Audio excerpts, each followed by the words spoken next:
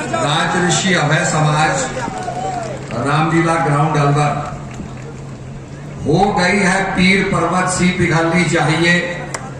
इस रामलीला ग्राउंड से कोई गंगा निकलनी चाहिए। मेरे सीने में ना सही तो तेरे सीने में ही सही, कहीं भी आग लेकिन आग जलनी चाहिए।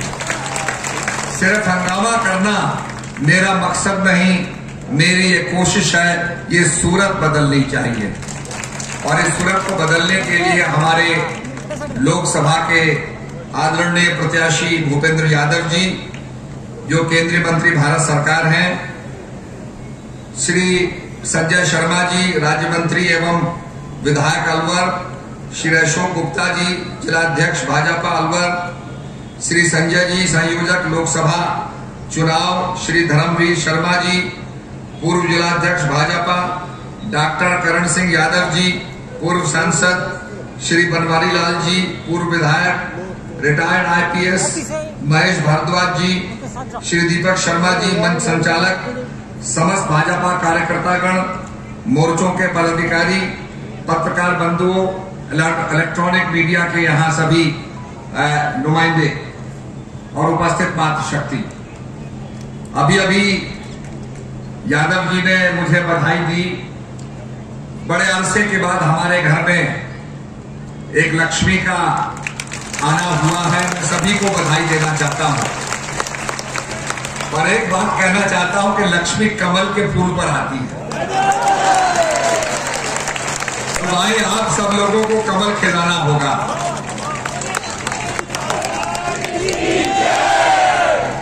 तो यही आग्रह करने में आया हूं। और निश्चित रूप में to make India strong we need a strong leader. देश को एक मजबूत लीडर ही देश को मजबूत बना सकता है। आज जैसे जैसे भारत आगे बढ़ रहा है, हमारे पड़ोसी देश ईर्ष्या कर रहे हैं और भी देश ईर्ष्या कर रहे हैं कि भारत विश्व गुरु बनता जा रहा है, विश्व के अंदर अपनी भूमिका निभाता जा रहा है। तो ये देख करके आज हम सबको एक ऐसे मजबूत लीडर को चुनना होगा, मोदी जी को ताकत देनी होगी, जो देश को मजबूत बनाएंगे और मजबूत बनाएंगे। मैं जब पार्लियामेंट में था, स्टैंडिंग कमेटी का मैं चेयरमैन था, और जब ये बात आती थी कि जम्मू कश्मीर में धारा 370 और 35A हटवाया जाए, तो हमारे मित्र कहते थे छू के देखो, अगर धारा 370 हटाई तो जम्मू कश्मीर में खून की नदियां बहेंगी, कत्लेआम हो जाएगा।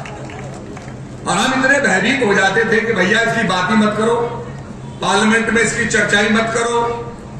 और जब पंचायत राज का बजट आता था तो हमारे जम्मू कश्मीर के सांसद चुप बैठे रहते थे।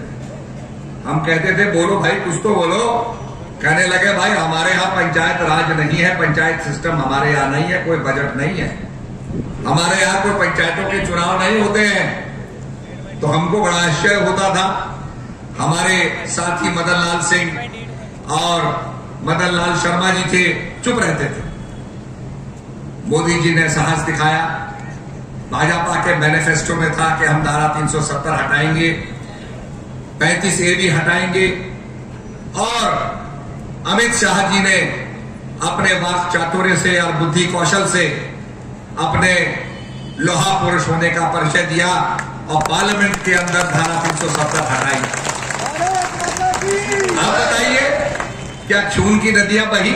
कुछ नहीं हुआ। और इसके साथ साथ मैं ये भी कहना चाहूंगा कि धारा 370 हटी और उसके बाद क्या हुआ, ये भी मैं आपको बताना चाहता हूं। जम्मू कश्मीर में 5 अगस्त 2019 को अनुच्छेद 2070 और 35 से हटाया गया, जो कि माननीय मोदी जी का ऐतिहासिक कदम था। इसके हटने के बाद चाइल्ड मैरिज एक्ट, शिक्षा का अधिकार और भूमि सुधार जैसे कानून वहां पर प्रभावी हो गए। वाल्मीकि, दलित और गोरखा जो राज्य में दशक से रह रहे थे, उन्हें भी राज्य के अन्य निवासियों के तरह समान अधिकार मिला। फ्लैगशिप स्कीम प्रधानमंत्री ग्राम सड़क योजना के तहत जम्मू कश्मीर को 5,300 किलोमीटर सड़क बनाई गई। ग्लोबल इन्वेस्टमेंट समिट के जरिए 13,732 करोड़ के MOUs समझौते पर हस्ताक्षर हुए। ये बहुत सी उपलब्धियां हुई। केंद्र सरकार ने 170 कानून जो पहले जम्मू कश्मीर में लागू नहीं थे वो लागू कर दिए। तो बहुत बड़ी हमारी उपलब्धि है। जो हमारा मस्तक हमसे कूटा जा रहा था, जहां केवल परिवार वालों का राज्य था, सारा पैसा उनकी सरकार जो परिवार वाली सरकारें थी उनको मिलता था और समाप्त हो जाता था, वहां मोदी जी ने करिश्मा करके दिखाया। लाल चौक में तिरंगा फहराने का साहस नहीं होता था, वहां पर आज तिरंगा फहराया जा रहा है और वहां पर राष्ट्रगान हो रहा है। ये अपने आप में बहुत बड़ी उपलब्धि है। और अभी तो हमें POK भी लेना है। मोदी जी को ताकत दोगे, 400 पार ले जाओगे, तो निश्चित रूप में POK भी आपको गिफ्ट के रूप में मिलेगा। भारत का जो अभिन्न हिस्सा है वो भारत में जुड़ जाएगा और भारत अखंड भारत बन जाएगा।